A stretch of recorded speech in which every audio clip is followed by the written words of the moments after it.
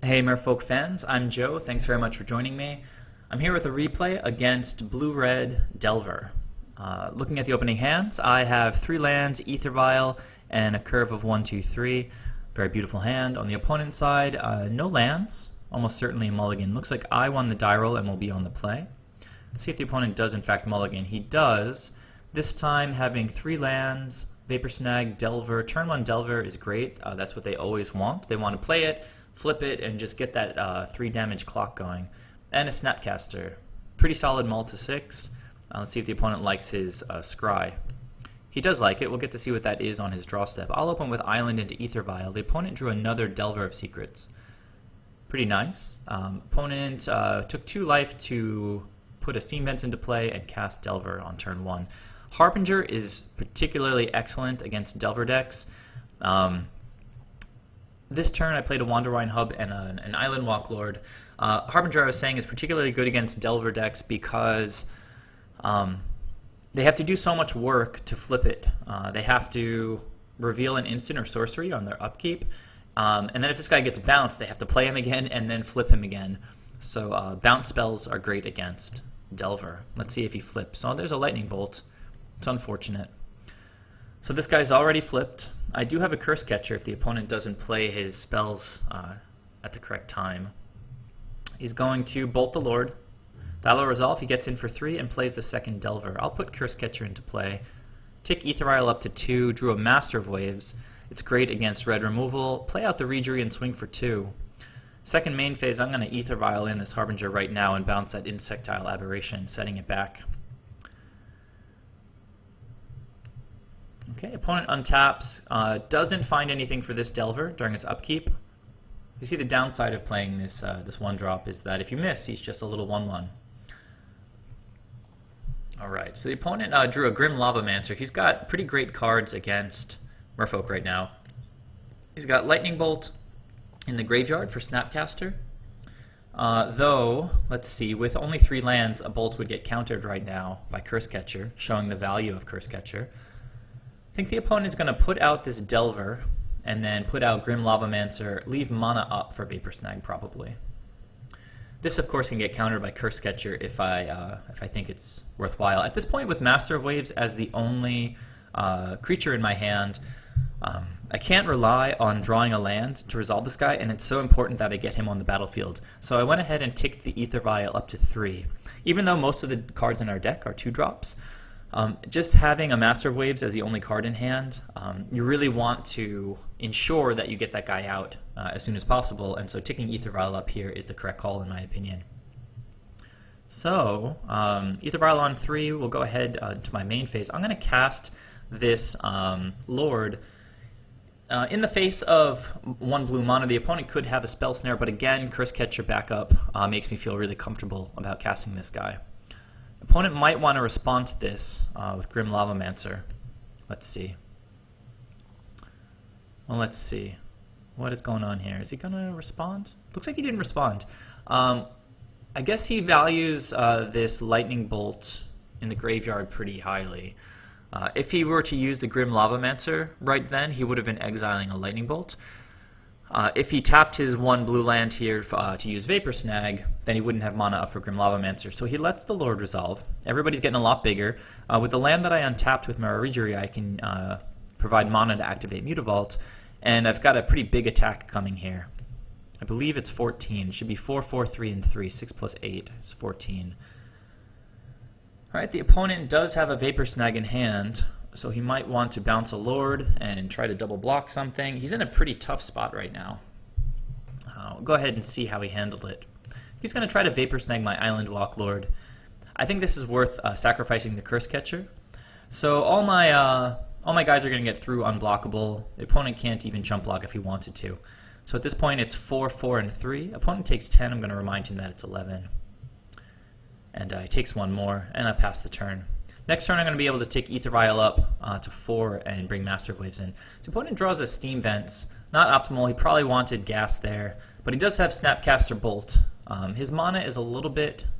Well, no, I guess the Steam Vents makes things a little bit more manageable with their mana because he can Snapcaster Lightning Bolt or Snapcaster Vapor Snag and still have red mana up exile the other 2 cards and deal 2 damage to something.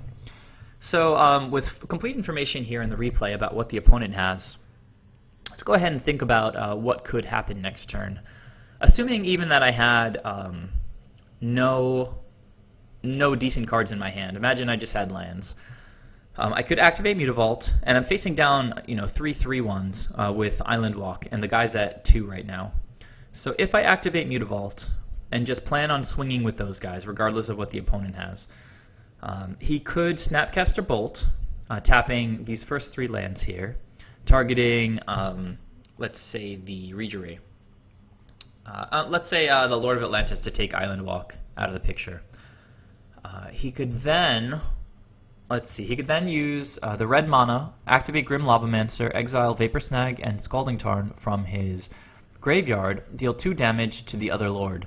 So I would be left at that point with Harbinger and Mutavault attacking as 2/2s, and the opponent would have a Snapcaster Mage, a tapped Grim Lavamancer, and 2 Delver of Secrets. The opponent could use Snapcaster at that point to trade with Mutavault, and then either chump the Harbinger or double block. I feel like he'd probably double block. If he did play that line exactly like I just outlined, my board would get totally wiped, and the opponent would be left with a tapped Grim Lavamancer. Pretty solid against Merfolk in general. So even though the opponent is utterly on the back foot here, given his graveyard and the fact that he has a Snapcaster in hand and a Grim Lavamancer on board, he's looking decent going into this turn. Unfortunate for him, I have Master Waves in hand, who's going to buff the Mutavault, and I drew into another Island Walk Lord. So seeing that I have so much pressure right now, and the opponent only has 1 card in hand, I'm just going to push even harder, playing Lord of Atlantis, untapping Wanderwine Hub. At this point, I don't think there's anything the opponent can do to stop my creatures. All of my guys are going to be 4/4s. So in response, he's going to play Snapcaster, and then let's see, he's going to go for Bolt on one of my Lords. If he takes out the Island Walk Lord, I'm just going to have Island Walk, a 3/3 Island Walk Lord on the table, and then Lavamancer is unable to affect anything. So it looks like the game is pretty much over at this point. So that was it. Pretty strong game 1 for Merfolk. Let's go ahead to game 2, see how that one went. Okay, for the opening hands, I have 3 lands. Relic of Progenitus I bring in from the sideboard, and it's great against decks that play Snapcaster. And I wanted to take all my Spreading Seas out anyway, so I had plenty of space after sideboarding. So Relic, pretty solid, can keep the opponent off of that graveyard value, and then a few turns into the game can cycle if I'm short on lands or creatures. On the opponent's side, they have 2 lands, Roast, Lightning Bolt, Electrolyze, and 2 Snapcasters. Pretty sensational on their side. So he's going to keep, I'll keep. They start with the tapped Steam Vents, and I'll start with a Relic of Progenitus. The opponent drew a 3rd land. They have to be happy to see that. Turns Electrolyze on and just opens them up a little bit to cast their spells more flexibly. No counter magic in hand just yet, and me without Cavern of Souls, I'm going to have to try to resolve a Merfolk in the face of counter magic, mana. Fortunately, the opponent doesn't have a Remand or a mana leak, so I get to cast Silvergill and dig a little deeper into my deck. I drew a 4th land there, which is going to be useful for Master of Waves. After the opponent cracks his fetch land, just while I'm thinking about it, I'll activate Relic to trim down his graveyard. Opponent uses a Lightning Bolt on the Silvergill Adept, which makes sense since he has access to Recursion with the Snapcaster. Normally you'd want to save the Lightning Bolt for higher priority Merfolk like these Island Walk Lords, but since he's going to be able to recast it if he needs to with Snapcaster Mage, I can understand getting rid of the Silvergill on my end step. Opponent's going to cast a Swift Spear here and just attack in for 1, pass the turn to me. On my upkeep, I'll pause and exile his Lightning Bolt here. Pretty handy, actually, this Relic. With the opponent having 1 of his mana tapped, he doesn't get to cast a Snapcaster and reuse his Lightning Bolt in response to my Relic activation. So getting rid of some high-impact cards there from the graveyard. All right, I drew a land for the turn, hoping the opponent still hasn't drawn into any counter magic. So I'll play an Island Walk Lord and pass the turn. 1 mana up in case I need to crack the Relic, though that seems unlikely at this point. Alright, we see the opponent drew a Mana Leak. He's going to main phase Electrolyze, probably fearing that I'm going to draw into a Dispel or something. Also, I guess he wants to hit his land drop, so he's trying to draw into that land, but instead he hits a third Snapcaster. Monastery Swiftspear has 1 prowess trigger this turn and is swinging for 2 here. I go down to 17, and again, I'll pause during my upkeep, get rid of that Electrolyze. Relic continuing to do excellent work. And with the opponent tapped out, I think it's a very good time to resolve a Master of Waves. With another of these guys in hand, it is good to get one on the board with his protection from red, and I can just start making much more powerful elementals. Getting 2 Master of Waves on the board. All right, so the opponent cracked his Scalding Tarn, going down to 18. Gets an island, and let's see what direction he goes this turn. See, Roast, being a red spell, is not very useful against Master of Waves. So even though he has all of these amazing cards, the opponent's hand is not particularly useful against Merfolk. So he passes the turn with Mana Leak up, and let's see, during my upkeep, I'll get rid of Scalding Tarn, emptying out his graveyard again. So I drew an AEther Vial. I have a choice here of running out Master of Waves, which, you know, if it gets Cryptic Commanded, that would stink. The opponent playing a fetch land, tapping it, sacrificing it to get a fourth blue source, pretty strongly represents Cryptic Command, I think. So have to be afraid of whatever spell that I cast getting countered here. If it is Mana Leak, then I'll be able to pay for it. I'll be able to pay for this, pay for the Mana Leak if I play out my Lord of Atlantis instead of Master of Waves here. And since Master of Waves is more important at this point in the game than the Lord of Atlantis, if the opponent is going to counter something with Cryptic Command, I'd much prefer it to be the Lord of Atlantis. So after thinking about it for a moment, I'll play out a land and try to resolve the Lord of Atlantis. The opponent thinks a little bit, and in the end does try to Mana Leak it, but for pure card advantage, I'm just going to pay for the Mana Leak.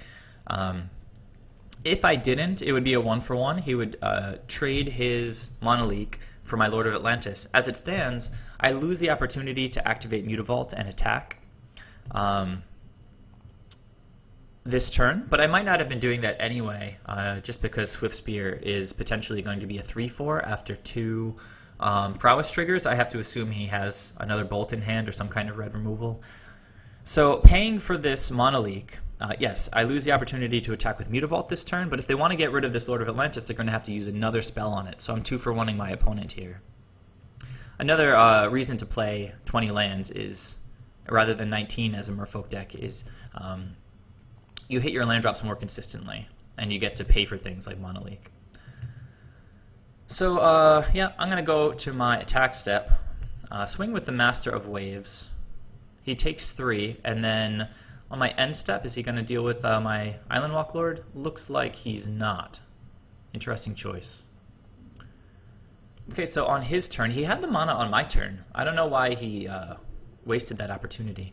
So he uses Roast here. Oh, maybe he wanted the Prowess trigger? A little bit strange. So I take 2 from the Swiftspear. Gonna untap, and at this point, I have access to... let's see, well, what am I doing here? During the upkeep, I'm activating Relic, as I usually do, just to trim the opponent's graveyard. Okay, so I drew a Tidebinder. With mana up like this, I'm a little bit afraid of counter magic still, so Tidebinder will do a great job. I'll get to lock his Swiftspear down, activate Mutavault, and start pushing a lot of damage. If I play the Master of Waves and it gets countered, that's a little bit worse for me. So I'm holding the land in my hand for now. Make the opponent maybe think that I don't have a land drop. If I did play a land drop and then play Tidebinder, they might have let him resolve in fear of a Master of Waves resolving. Maybe not, but as it stands, he's going to successfully resolve Remand. Draws a Delver of Secrets pretty late in the game. But then I'll play my, my 6 land, resolve Master of Waves, get 2 more elemental tokens that are 3/2s at this point, and I can go ahead and swing for 5 here. Opponent goes down to 10, draws another Swift Spear. These are poor late game cards. At this point, I'm looking pretty good. The Relic has kept the opponent off of any value with these Snapcaster Mages. At this point, he has access to Snapcaster Roast as a sorcery, but he would only be able to hit elemental tokens since I've got protection from red, showing the power of Master of Waves. The opponent's going to play out Delver of Secrets and a second Swift Spear and try to leave up blocks. I'll activate Relic again, just keeping that graveyard pretty empty. Drew into a Silvergill Adept. What's the play here? I've got a lot of power, probably close to lethal. Probably also just forcing pretty terrible blocks on the opponent's side of things. If they run out Snapcaster as a blocker, I activate Mutavault and attack. He could block Mutavault and then my 3 elementals and get away with only taking 4 damage. Or they could try to block Master of Waves with Delver and Snapcaster to get rid of the Master of Waves and all the tokens. They could block Mutavault with a Swift Spear if they want, but then they're still going to be taking a lot of damage off the elementals. At this point, I feel like the Relic has been doing great work, and it might just be time to lean on the opponent. If they do decide to block, and if my board gets sort of cleared a little bit, I'll be able to follow up with Silvergill and Tidebinder, AEther Vial, whatever I draw off of Silvergill. So feeling pretty good about just turning guys sideways right now. So he is going to play Snapcaster Mage as an Ambush Viper, getting very little value out of him. He's going to block the 2 Masters of Waves to ultimately deal with the elemental tokens. Swift Spear is going to chump the 4/4 Mutavault, and this Swift Spear is going to chump that elemental token. So I'm going to lose all my elementals, but he's going to take 6 from these 2 elementals, and then all the elementals will go away. The opponent's board has been cleared. I've still got Mutavault, and now I can cast Silvergill, drawing a Dispel, but I guess I don't have anybody to lock down with Tidebinder, so I might as well keep that guy in hand, keep Dispel mana up. If the opponent tries to pull some tricks during my combat next turn, I have the Dispel to counter it. So the opponent here is going to go with Snapcaster, and now they do have some stuff in their graveyard, but I have mana up for Relic of Progenitus. So he's targeting Roast and trying to cast it, but Snapcaster's ability hasn't resolved yet. The Roast has not gained Flashback, and before it does gain Flashback, I'm going to exile my Relic of Progenitus, getting full value out of it, and the opponent should still have these 2 lands untapped since he didn't actually get to cast the Roast. At this point, the opponent's just a sitting duck. Activate and swing.